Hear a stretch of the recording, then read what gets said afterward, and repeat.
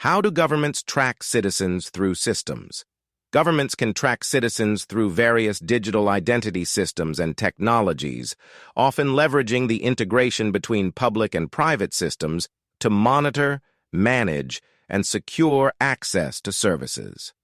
The methods can range from direct oversight to more subtle data collection and analysis forms. Here's how governments might track citizens through these systems. 1. Centralized digital ID programs. National ID systems. Many countries have centralized digital identity programs, e.g. India's Aadhaar, Estonia's e-residency, or Sweden's Bank ID, that provide unique digital identifiers to citizens. These systems are directly managed or overseen by the government and link a wide range of services, banking, healthcare, voting, etc., to a single ID. Tracking capabilities. Governments can track usage patterns, access to public services, financial transactions, health records, and movement across borders. The centralization allows governments to monitor activities and ensure compliance with laws and regulations. 2. Integration with public services. Healthcare and social services. Governments often integrate digital identity systems with public services like healthcare, education, and social security. This integration helps track individuals' access and usage of these services, monitor compliance, and detect fraud or abuse. Example: tracking vaccination records, welfare benefits, or subsidized service usage can provide governments with detailed information about citizen behavior and needs. 3. Law enforcement and security agencies. Surveillance and monitoring.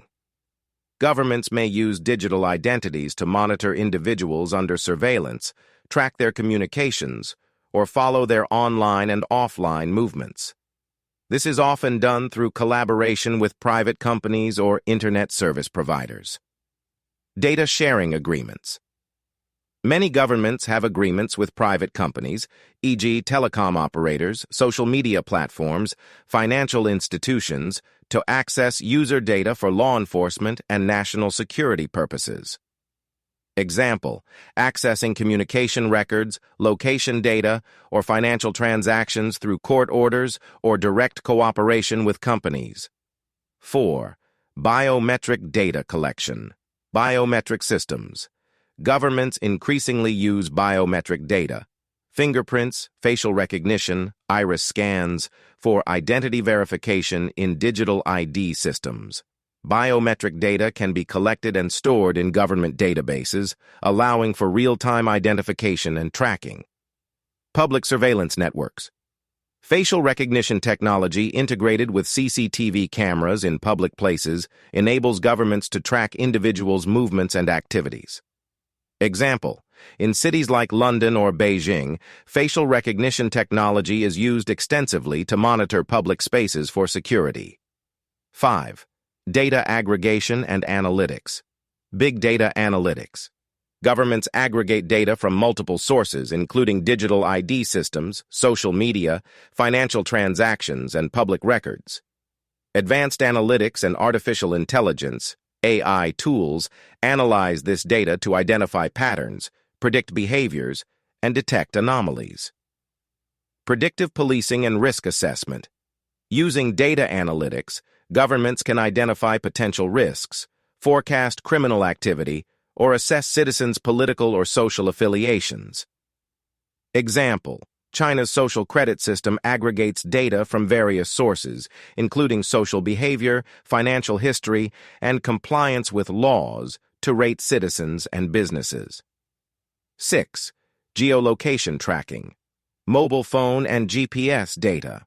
Governments can track citizens' movements by accessing geolocation data from mobile phones and GPS-enabled devices. Telecom providers may be required to share this data with authorities, particularly for law enforcement or emergencies. COVID-19. Contact tracing apps. During the pandemic, many governments introduced contact tracing apps to track individuals' movement and proximity to control the spread of the virus. These apps collect location data and sometimes health status information, Example: South Korea's contact tracing system during COVID-19 combined credit card transactions, CCTV footage, and smartphone data to track citizens' movements.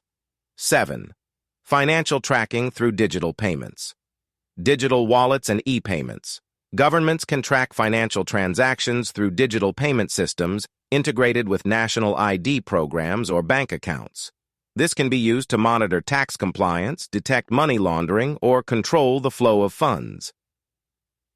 Cryptocurrency regulations. Some governments regulate or monitor cryptocurrency transactions to prevent illegal activities and track financial behavior. Example: in India, linking bank accounts and financial services to the Aadhaar ID allows the government to monitor transactions and prevent fraud. 8. Cross-border and immigration control. Passport and visa. Tracking. Digital and biometric visas enable governments to track when citizens or foreign nationals enter and leave the country. Advanced passenger information systems, APIs, and airport biometric entry-exit systems help monitor cross-border movement. International collaboration. Governments often collaborate internationally to share information about travelers, particularly concerning security threats or law enforcement.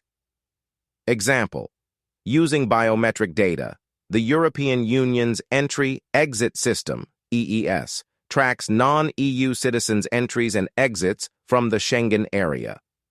9. Public-private partnerships. Collaborations with tech companies. Governments often collaborate with companies that provide identity verification, authentication services, or data management. These companies might share data or develop systems that facilitate government tracking. Example: companies like Microsoft, Amazon, and Google provide cloud services, data analytics, and AI tools that governments can use to process and analyze vast amounts of data collected through identity systems. 10. Digital communication and social media monitoring. Social media analysis.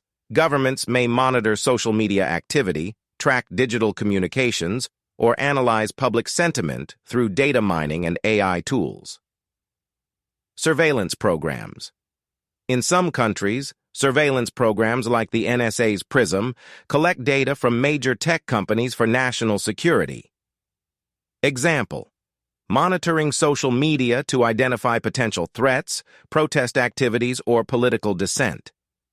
Ethical and privacy concerns. While these methods provide various benefits for governance, security, and public services, they raise significant ethical and privacy concerns. Issues include potential abuse, lack of transparency, data breaches, and the erosion of civil liberties. Many advocate for stricter regulations, oversight, and ethical guidelines to ensure these systems are used responsibly and respect individual rights.